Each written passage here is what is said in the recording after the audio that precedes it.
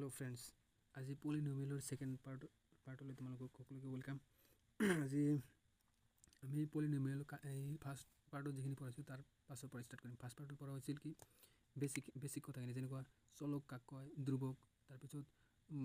পূৰ্ণসংখ্যা, তাৰপিছত বহুপদ কাক কয়, বহুপদৰ মাত্ৰা এইবিলাক শিকোৱা হৈছিল। আজি কি কৰিম, আজি আমি তাৰপিছত নেক্সটৰ পৰা ষ্টাৰ্ট কৰিম।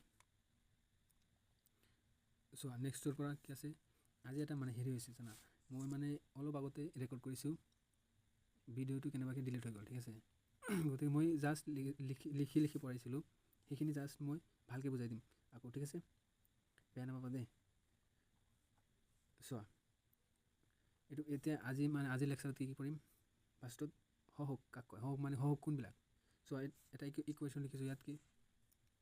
x² + 2x + 5, ইয়াত এক্সৰ সহগ কি হ'ব, সহগ মানে কি, তাৰমানে এই এক্সৰ আগত যিটো আছে সংখ্যা আছে সেইটো হ'ব এক্সৰ সহগ, x² আগত যিটো আছে সেইটো হ'ব x² সহগ, ঠিক আছে। চোৱা এক্সৰ সহগ কি হ'ব, এক্সৰ আগত কি আছে, +2 আছে, সেইকাৰণে এক্সৰ সহগ হ'ব +2। x² আগত কি আছে, একো নাই, মানে কি আছে 1 আছে, গতিকে x² সহগ হ'ব +1। ঠিক তেনেকৈ সেকেন্ড আৰু এটা উদাহৰণ লৈছোঁ, t³ - 5t² + 3/2t, ইয়াত t³ সহগ কি হ'ব। চোৱা t³ আগত কি আছে 1 আছে, 1 লিখিছোঁ, 1 সহগ হ'ব। তাৰপিছত t² সহগ কি হ'ব, t² সহগ, t² আগত কি আছে -5 আছে, গতিকে -5 লৈছোঁ। তাৰপিছত টিৰ সহগ কি হ'ব, টিৰ আগত কি আছে +3/2 আছে, সেইকাৰণে ইয়াত +3/2 লৈছোঁ। ইয়াত চোৱা আৰু এটা এক্সাম্পল, 7/3y³ - 5y + 7, এইখিনি লৈছিলোঁ ফাৰ্ষ্টত মানে এইখিনি লৈছিলোঁ। তাৰপিছত কৈছিল যে ৱাইৰ সহগ কি হ'ব, ৱাইৰ সহগ ইয়াত কি আছে, চোৱা ইয়াত ৱাইৰ সহগ আছে -5, ৱাইৰ আগত কি আছে -5, গতিকে ৱাইৰ সহগ হ'ব -5। গতিকে y² সহগ কি হ'ব, চোৱা এইখিনিত কিন্তু y² নাই, গতিকে আমি প্লাছ কৰি 0 × y² কৰিছোঁ, 0 লগত যিকোনো সংখ্যা পূৰণ কৰিলে 0 হৈ যাব, 0ৰ লগত 0 তাৰমানে ইকুৱেশ্যনত প্লাছ কৰিলে একো নহয়, গতিকে 0 × y² কৰিব পাৰি। চ' এতিয়া কি হ'ব, y² সহগটো পাই যাম 0, হৈ গ'ল। এতিয়া চোৱা বহুপদটো p(x) কি বহুপদ বুজোৱা হয়। এটা এক্সাম্পল লৈছোঁ যে p(x) = x² + 2x + 1, ইয়াত p(x) ৰ মান উলিওৱা যদি x = 2, x = -1 হয়, তাৰমানে কি কৈছে যে এই p(x) ৰ মান উলিয়াব লাগে যদি x ৰ মান এইটো দিয়া থাকে আৰু x ৰ মান এইটো দিয়া থাকে। ইজি আছে এইটো, চোৱা p(x) = এইখিনি দিয়া আছে x² + 2x + 1। এতিয়া p(2) ওলাম ফাৰ্ষ্টত, p(2) মানে x ৰ ঠাইত খালি 2 বহাই দিম, p(x) = x ৰ ঠাইত 2 বহাই দিছোঁ, ইয়াত x ৰ ঠাইত 2 বহাই দিছোঁ, মানে 2² হৈছে x² মানে 2² 2 × x মানে 2 × x ৰ ঠাইত 2 + 1 আছে 1, 2² মানে 4, 2 × 2 মানে 4 + 1, 4 + 4 8 + 1 9 হ'ল। এতিয়া চোৱা এইটো এই 2 নম্বৰটো কৰিছোঁ, x ৰ মান -1 হ'লে p(x) ৰ মান কি হ'ব, x ৰ মান -1 বহাইছোঁ, x² ৰ ঠাইত -1² বহাইছোঁ, প্লাছ 2 আছে 2 বহাইছোঁ, ইনটু x ৰ ঠাইত -1 বহাই দিছোঁ, প্লাছ এই 1 বহাই দিছোঁ। 1² কৰিলে +1 হয়, কেনেকৈ, এই ইয়াত চোৱা কেনেকৈ হয়, -1² = -1 × -1, তাৰমানে -1 দুইবাৰ পূৰণ আছে, মাইনাছে কি হৈ যাব, প্লাছ হৈ যাব, 1 × 1 কৰিলে কি হ'ব 1 হ'ব, হ'ল। এনেকৈ মানে -1² +1 হয়, ঠিক আছে। প্লাছ 2 × -1 কি হ'ব, এই প্লাছ আৰু মাইনাছে কি মাইনাছ, এইখিনি গোটেইখিনি প্লাছ মাইনাছ মাইনাছ হ'ব, 2 × -1 মানে কি -2, প্লাছ 1 লিখিছোঁ, প্লাছ মাইনাছে -2 + 1, এই 1 আৰু 1 প্লাছ কৰিলে কি হ'ব, প্লাছ আছে 1 আৰু প্লাছ 1 2 আৰু -1টো আছেই, 2 - 2 মানে 0 হ'ল। চ' এতিয়া চোৱা বহুপদৰ শূন্য কি, বহুপদৰ শূন্য কাক কয়, তাৰমানে যদি ধৰা যে চোৱা যদি এটা মানে বহুপদ ধৰা p(x), এটা বহুপদ p(x) = যদি x - 4 হয়, এতিয়া x ৰ কি মানৰ বাবে এই বহুপদটোৰ মান শূন্য হ'ব। চোৱা x ৰ মান যদি 4 ধৰা হয়, মানে 4 ধৰা হয়, এতিয়া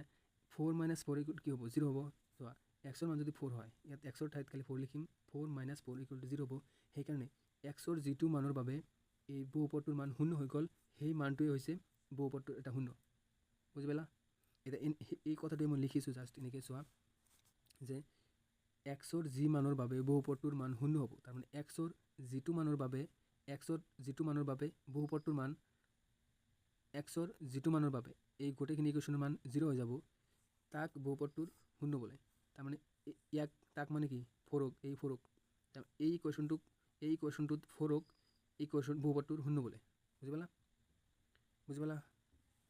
পোৱা নাই আৰু এটা এক্সাম্পল চোৱা পি অফ এক্স যদি এক্স মাইনাছ 3 হয় এতিয়া এক্সৰ কিমানৰ বাবে পি অফ এক্সটো বহুপদৰ মান শূন্য হ'ব চ' এক্সৰ ঠাইত ইয়াতে কি বহাম যে বহুপদটোৰ মান শূন্য হৈ যাব চ' এক্সৰ ঠাইত যদি 1 বহোৱা হয় কি হ'ব 1 যদি ইয়াত এক্সৰ ঠাইত যদি 1 বহোৱা হয় -3 তেনেহ'লে কি হ'ব 1 - 3 কি হ'ব -2 হ'ব 0 নহ'ব এক্সৰ ঠাইত যদি 3 বহোৱা হয় চোৱা 3 - 3 = 0 হ'ব গতিকে 3 বহাৰ লগে লগে বহুপদটোৰ মান শূন্য হৈ গ'ল গতিকে এই 3টোৱে হৈছে বহুপদটোৰ শূন্য বুজি পালা আৰু একবাৰ চোৱা যে পি অফ এক্স = x - 4 তাৰমানে এক্সৰ যিটো মানৰ বাবে এই বহুপদটোৰ মান শূন্য হ'ব সেইটোৱে হ'ব সেই এক্সৰ মানটোৱে হ'ব বহুপদটোৰ শূন্য হ'ল এতিয়া কেইটামান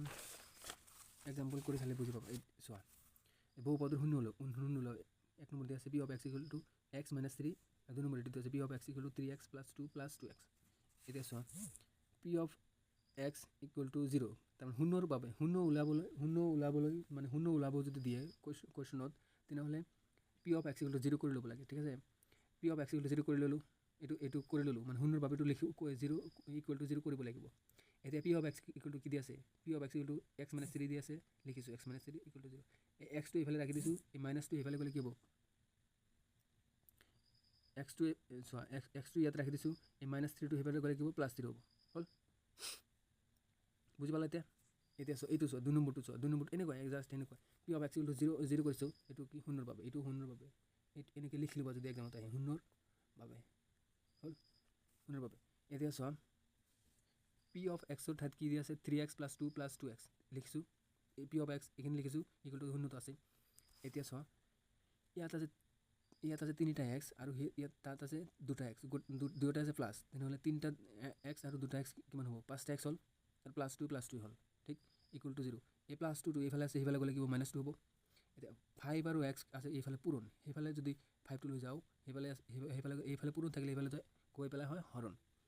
সেইকাৰণে x = -2/3 এইটো হৈছে শূন্য বহুপদটোৰ শূন্য এইটো বুজি পালা এতিয়া চোৱা এই গ্ৰাফৰ কুৱেশ্যনবিলাক কেনেকৈ মানে গ্ৰাফ দি পেলাই যে সোধে যে তলৰ গ্ৰাফৰ পৰা শূন্যৰ সংখ্যা উলিওৱা সেই কেনেকৈ উলিয়াবা তাৰমানে এটা যদি এনেকুৱা যদি গ্ৰাফ দিয়া থাকে তাৰমানে x অক্ষত যিমান বাৰ কাটিব সিমান বাৰ হ'ব শূন্য তাৰমানে কি হ'ব x অক্ষক যিমান বাৰ কাটিব সিমান বাৰেই হ'ব শূন্য ইয়াত কিমান বাৰ কাটিছে একবাৰ কাটিছে চোৱা ইয়াত একবাৰ কাটিছে x অক্ষত সেইকাৰণে শূন্যৰ সংখ্যা 1 ইয়াত x অক্ষক কিমান বাৰ কাটিছে চোৱা একবাৰ কাটিছে 2 বাৰ 3 বাৰ এইটো x অক্ষ এইটো y অক্ষ মনত ৰাখিবা এইটো x অক্ষ আৰু সেইটো y অক্ষ একবাৰ 2 বাৰ 3 বাৰ কাটিছে শূন্যৰ সংখ্যা আছে 3 হ'ল এতিয়া চোৱা ৰৈখিক বহুপদ কোনটো কালি পঢ়াইছিলোঁ চোৱা ax + b টাইপৰ যে যিবিলাক বহুপদ থাকিব সেইবিলাক হৈছে ৰৈখিক বহুপদ তাৰমানে ৰৈখিক মানে কি এই বহুপদৰ মাত্ৰা 1 হ'ব বহুপদৰ মাত্ৰা কি হ'ব 1 হ'ব কোনবিলাক এটা এক্সাম্পল দি আছোঁ ৰ'বা 3x + 1 p of x = 3x + p of x = 3x + 1 তাৰমানে xৰ মাত্ৰা কিমান xৰ পাৱাৰ কিমান xৰ পাৱাৰ 1 থাকিলে সেইটো হ'ব ৰৈখিক বহুপদ হ'ল ৰৈখিক বহুপদৰ শূন্য এটা আৰু ৰৈখিক বহুপদে x অক্ষক একবাৰ কাটে x অক্ষক কেইবাৰ কাটে একবাৰ কাটে চোৱা এইটো ৰেখাই x অক্ষক একবাৰ কাটিছে এইটো ৰেখাই x অক্ষক এইটো আন এটা ৰেখা এইটো একবাৰ কাটিছে এইটো আন এটা এইটো একবাৰ কাটিছে এইটো x অক্ষক একবাৰ কাটিছে এইটো x অক্ষ আৰু এইটো y অক্ষ হ'ল চোৱা ax + b এই সূত্ৰটোত a = 0 হ'ব যদি a 0 হৈ যায় এইখিনি 0 হৈ যাব এইখিনি 0 হ'লে এইটোতো মানে ৰৈখিক বহুপদ নহ'ব এইটো কি হ'ব ৰৈখিক বহুপদ নহ'ব হ'ব জানো চোৱা যদি a2 মানে ইয়াত 3টো যদি 0 দিলে হয় এইখিনি 0 হ'ল হয় থাকিলে হয় মাত্ৰ কি 1 থাকিলে এইটো ৰৈখিক বহুপদ নহ'ল হয় ৰৈখিক বহুপদ হ'বলৈ হ'লে এই xৰ পাৱাৰ মানে xৰ ঘাত 1 হ'ব লাগিব এইটো সদায় অলৱেজ 1 হ'ব লাগিব ঠিক এতিয়া চোৱা দ্বিঘাত বহুপদ এই general formula ax² + bx + c a b c এইবিলাক হৈছে কনষ্টেণ্ট আৰু a 0 হ'ব নোৱাৰিব মানে ≠ 0 যদি a 0 হৈ যায় এইখিনি 0 হৈ যাব 0 হ'লে